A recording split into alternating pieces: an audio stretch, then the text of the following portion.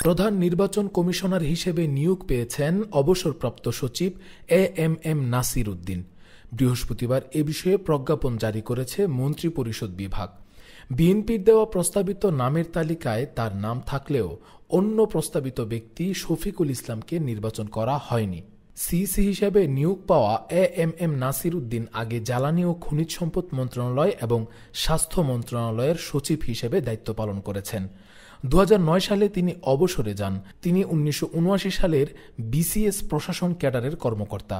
এছাড়াও 4 কমিশনার নিয়োগ পেয়েছেন। তারা হলেন সাবেক অতিরিক্ত সচিব মোহাম্মদ আনোয়ারুল ইসলাম সরকার, অবসরপ্রাপ্ত জেলা ও দায়রা জজ আব্দুর রহমান মাসুদ, সাবেক যুগ্ম সচিব তাহমিদ এবং ব্রিগেডিয়ার জেনারেল অবসরপ্রাপ্ত আবুল ফজল মোহাম্মদ সানাউল্লাহ।